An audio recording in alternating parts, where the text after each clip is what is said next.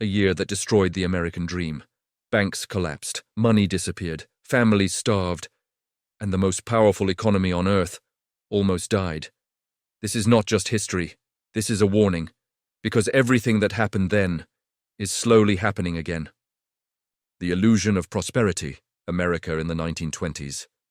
The 1920s are remembered as America's golden decade. Jazz music filled the streets. Factories roared day and night. Stock prices climbed endlessly. People believed the future was guaranteed. America had just emerged victorious from World War I. Europe was destroyed, but America was rich, untouched, and confident. Industries expanded at a speed never seen before. Cars rolled off assembly lines. Radios entered homes. Electricity transformed cities. To the average American, it felt like history had ended, like prosperity was permanent. But beneath the surface, the economy was already sick. Wealth was not evenly distributed. Corporations grew rich. The top 1% controlled most of the money. Workers survived on low wages, yet nobody wanted to see the cracks because optimism had become a religion. Stock market mania, gambling. Disguised as investment by the mid-1920s, Wall Street had become America's obsession. Newspapers printed stock prices daily. Taxi drivers gave investment advice. Barbers talked about shares between haircuts. The stock market was no longer about value, it was about belief. People believed prices would only go up. Banks encouraged citizens to buy stocks using borrowed money, a practice called buying on margin. With just a small down payment, anyone could own shares. This turned investing into gambling. If prices rose, profits were massive. If prices fell, disaster followed, but nobody cared about risk. The idea of failure had disappeared from the American mind. Easy credit, the poison that felt like medicine. The American economy of the 1920s ran on debt. Homes were bought on loans, cars were bought on installment plans, stocks were bought with borrowed money, credit felt like wealth. Banks expanded lending without safeguards. There were no strong regulations, no deposit insurance, no safety nets. The financial system assumed eternal growth. This assumption would prove fatal. History has always punished societies that mistake debt for prosperity. Overproduction. When success became a curse. Factories produced more goods than people could afford, warehouses filled with unsold products, farmers grew crops that had no buyers, prices collapsed. But production did not stop. Corporations continued manufacturing, hoping demand would magically return. Instead, profits fell. Wages were cut. Workers lost jobs. This contradiction, abundance with poverty, became the core weakness of the system. America had everything, except balance. The day the market cracked, October 1929. In October 1929, panic arrived quietly. Stock prices stopped rising. Then they dipped. Then fear spread. On October 24th, later called Black Thursday, millions of shares were dumped onto the market. Banks tried to stabilize prices. Wealthy investors stepped in briefly. But confidence was gone. On October 29th, Black Tuesday, the market collapsed. Billions of dollars vanished in hours. Fortunes built over decades were erased in a single day. America had entered free fall. Bank runs, when trust died. The stock market crash alone did not cause the Great Depression. What followed was worse. People rushed to banks to withdraw savings. Banks didn't have the money. They collapsed. One bank failure triggered another. By 1933, over 9,000 banks had failed. Life savings disappeared overnight. Trust, the foundation of any economy, was destroyed. When people lose faith in money, civilization itself begins to crack. Human cost, breadlines and broken lives behind the statistics were real people. Men in suits stood in breadlines. Families lost homes. Children went hungry. Unemployment reached 25%. Suicides increased. Crime rose. Hope vanished. The American dream had turned into a nightmare. And the government did nothing at first. Government failure and delayed response. President Herbert Hoover believed the market would correct itself. He feared government intervention would weaken capitalism. This belief cost millions their livelihoods. Relief came too late. History would judge this delay harshly. Because economic collapses are not just financial events, they are human tragedies. Why the system collapsed. Core economic lessons. The Great Depression exposed deep flaws. Extreme inequality, unregulated banking, debt-driven growth, overproduction, speculation over value. These patterns appear before every major economic collapse in history. Rome, Britain, modern nations. The names change.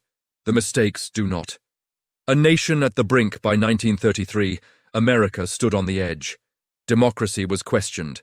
Capitalism was blamed. Radical movements gained support. History could have taken a darker turn, but then change arrived. When people lose faith in money, they start questioning everything. America on the edge of collapse, 1932, 1933. By the early 1930s, America was no longer just suffering an economic downturn. It was facing an existential crisis. Factories stood silent. Farms were abandoned. Cities filled with the unemployed. People were not asking how to recover. They were asking whether the system itself had failed. Capitalism was blamed. Banks were hated. Politicians were distrusted. Across the world, economic collapse had already given birth to extremism. Dictators were rising in Europe. Democracy was collapsing elsewhere. America stood at a dangerous crossroads. History was watching. The election that changed everything. In 1932, Americans voted not just for a president, they voted for survival. The old promises had failed. The old ideas had collapsed. The people demanded action, not speeches. The new leadership inherited a nation with empty banks, broken trust, and a population losing faith in democracy. This was not a normal transition of power. It was an emergency handover. America needed rebuilding, not gradually, but immediately. The first shock. Closing the banks. One of the first decisions was radical. Banks were shut down nationwide. For days, Americans could not access their money. At first, panic exploded, but something unexpected happened. The government inspected banks one by one. Only stable banks were allowed to reopen. For the first time in years, confidence slowly returned. This moment taught a critical lesson. An economy is not made of money, it is made of trust. Without trust, even gold is worthless paper. The new role of government. Before the Great Depression, government was expected to stay out of the economy. After 1929, that belief died. The collapse proved something undeniable. Markets do not self-correct during systemic failure. Unchecked capitalism creates instability. People need protection, not promises. The government stepped into roles it had never played before. Job creator, market regulator, social safety net. This was controversial. Critics called it socialism. Supporters called it survival. History would later decide. Jobs, dignity, and the psychology of recovery relief programs were not just about money, they were about dignity. Millions were put to work, building roads, dams, bridges. Schools, men who had felt useless regained purpose. Families regained stability. This mattered more than statistics, because economies recover first in the human mind and only later in numbers. The banking revolution. One of the most important reforms was invisible to most people. The banking system was redesigned. For the first time, deposits were protected.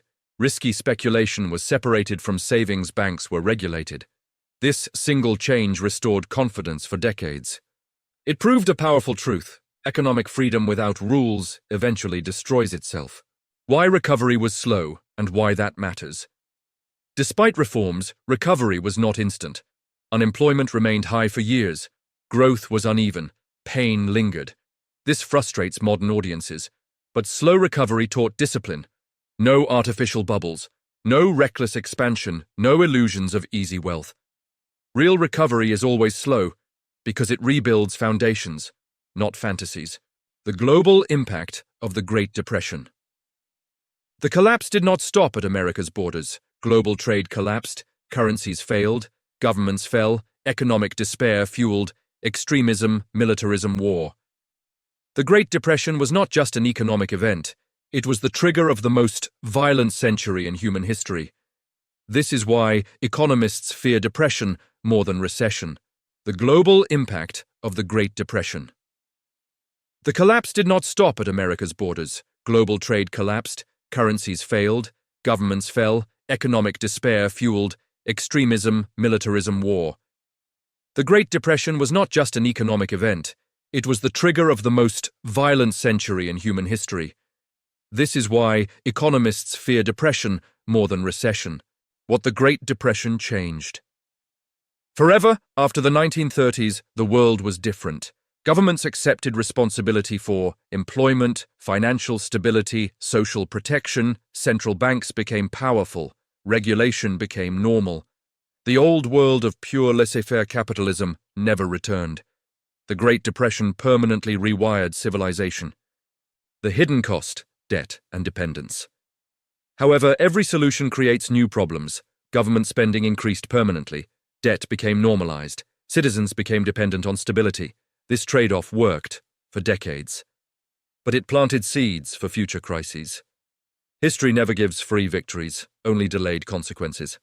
Parallels. With the modern world today, many patterns look familiar. High debt, asset bubbles, wealth inequality, political polarization, distrust in institutions. The tools are more advanced, the system is larger, but human behavior is unchanged. This is why history matters, because numbers change, but psychology does not. Why America survived. Then, America survived the Great Depression because institutions adapted, leadership acted, society accepted sacrifice. Most importantly, people still believed in the future. Collapse happens when belief dies. That line is thinner than most realize. The warning, the depression. Left behind, the Great Depression left one clear message. Prosperity built on illusion always collapses. Whether it is stock bubbles, debt-driven growth, or fake stability, the bill always arrives. History never forgets. Stage 5. Connection, where America stands today, in Stage 5 of collapse, problems are debated endlessly, solutions are delayed, trust erodes, ideology replaces realism. This is the most dangerous phase, because collapse does not begin with chaos, it begins with denial. The Great Depression shows what happens next. Final reflection, powerful ending. In 1929, America learned the hard way that no system is immune. It survived, not because it was perfect, but because it was willing to change. History offers no guarantees, only lessons. And the greatest lesson is this: every empire falls, but only some learn in time. The question is not whether collapse is possible again. The question is whether the warning will be ignored.